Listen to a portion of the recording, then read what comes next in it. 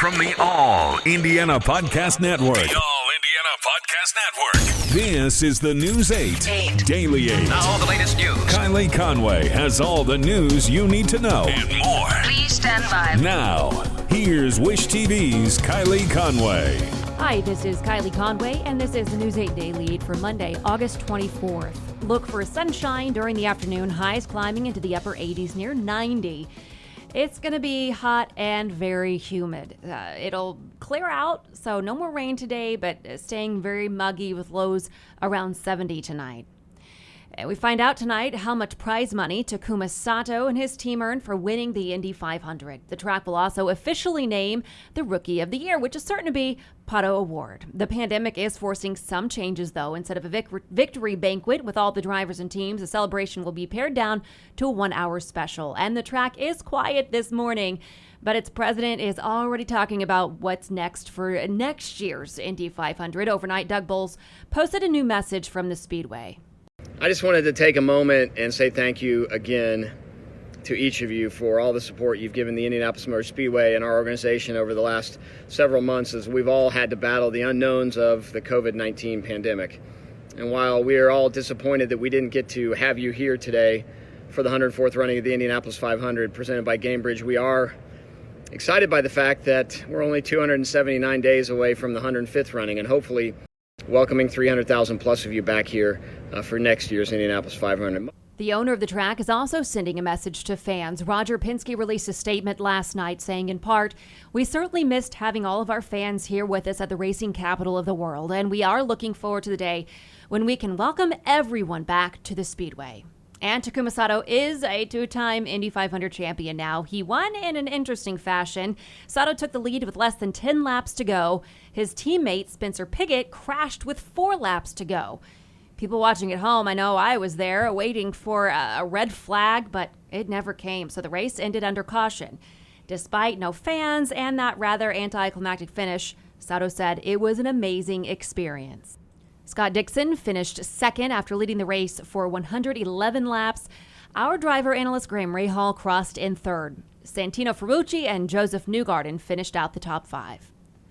The FDA is giving emergency use authorization for a new COVID-19 treatment. President Trump announced the green light for convalescent plasma yesterday. That's when plasma is taken from the blood of people who've recovered from the coronavirus, and then it's given to somebody who has the virus. The FDA says more than 70,000 patients in the country have received this treatment. The FDA says this is not a cure for the virus and is only available in limited supply. The agency continues collecting data on the treatment.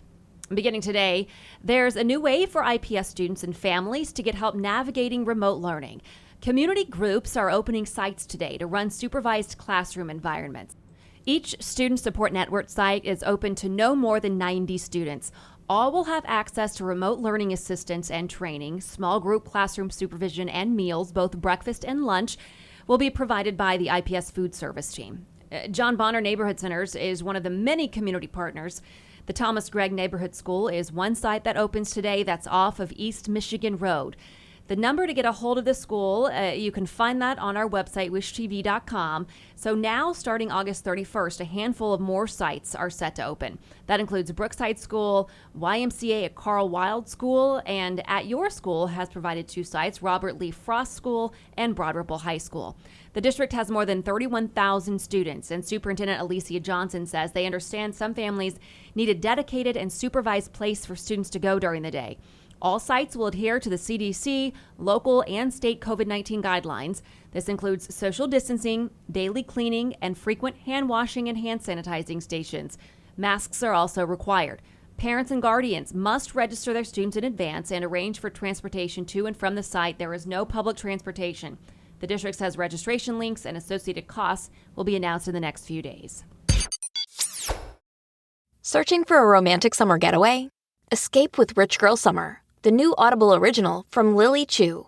The exquisitely talented Philippa Sue, returning to narrate her 5th Lily Chu title. This time, Philippa is joined by her real-life husband, Stephen Pasquale.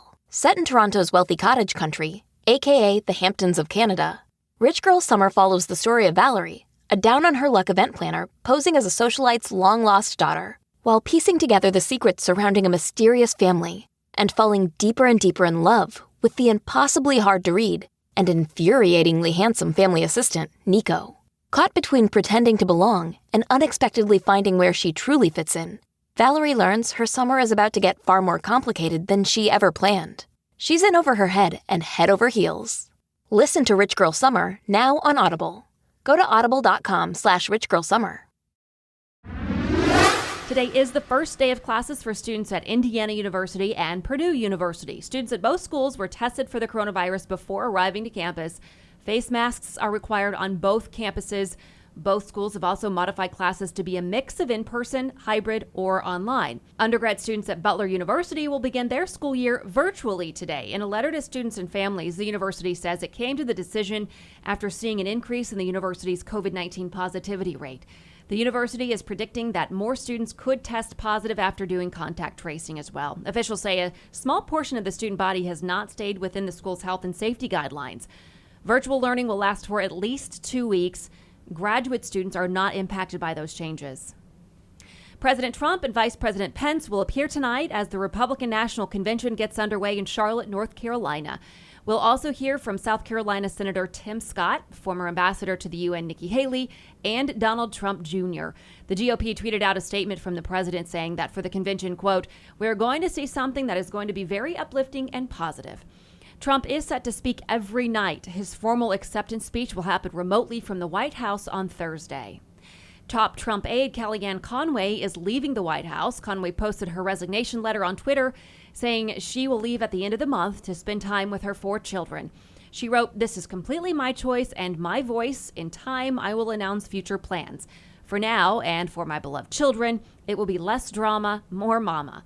Conway's husband, George Conway, is a known top Trump critic. He made a similar announcement. He's taking a leave of absence from the anti-Trump Republican group called the Lincoln Project to spend more time with his family. The Biden campaign has plans to offset the attention on the Republican convention. The Democratic ticket is assigning daily themes. Today is Families in Crisis. They also promise ads, television appearances, and briefings from top names in the party. Joe Biden and Kamala Harris sat down for their first joint interview in an exclusive ABC News interview that aired last night. Biden told David Muir that he would call for a national shutdown if public health advisors say it is necessary to control the coronavirus. Right now, Biden and Harris do not have any in-person rallies set for this week. Preparations are underway along the Gulf Coast. Families are bracing for back-to-back tropical storms. Tropical storms Laura and Marco are both threatening the same area, stretching from Texas to Alabama. Laura has already battered parts of the Caribbean, leaving behind flooding and downed trees. Overnight, Marco was downgraded to a tropical storm. Both storms are fluctuating in intensity. In Texas, officials say people need to be ready to evacuate. President Trump has approved Louisiana's request for federal help. He also approved an emergency declaration for Mississippi. The NFL says 77 COVID-19 tests from 11 teams were all false positives. The league asked the New Jersey lab BioReference to investigate the tests after finding they were all positive. The lab retested the samples and found they were negative. Multiple teams canceled practice over the weekend based on the first round of results. The NFL used 5 labs nationwide to service all 32 teams. The false positives from the New Jersey facility come less than 3 weeks from the regular season opener. The Colts were not affected by those tests. The team will practice today for the first time at Lucas Oil Stadium. This is the first of 2 training camp practices at the stadium. Head coach Frank Reich anticipates it'll be the start of the most physical portion of the summer. The season opener in Jacksonville is still scheduled for September 13th. It is win tonight or leave the NBA bubble for the Indiana Pacers. The Blue and Gold are on the brink of elimination in the first round of the playoffs. They're down the first 3 games against the Miami Heat. Pacers guard Victor Oladipo says the team needs to play a complete game to keep their playoff hopes alive. Victory Field is hosting a watch party tonight on the Right Field video board. We have information on how you can get those tickets on wishtv.com. Tip-off is at 6:30 tonight. And get your appetites ready and get ready to support the community. Devour Indy is back for its annual Summerfest edition with a little spin. More than 100 restaurants are offering special menus at a discount. And this year, money raised will help hospitality workers affected by the pandemic. So for the next 2 weeks, you can get a great meal while helping the bartenders, servers, and people in the kitchen during this tough time. You don't need tickets or coupons. When you show up, just ask for that Devour Indy menu. It runs today through September 6th. This has been your News 8 Daily 8 for Wish TV. I'm Kylie Conway, online at wishtv.com, and follow us on Facebook when you search Wish TV. Check out more podcasts from the All Indiana Podcast Network now at allindianapodcastnetwork.com. allindianapodcastnetwork.com.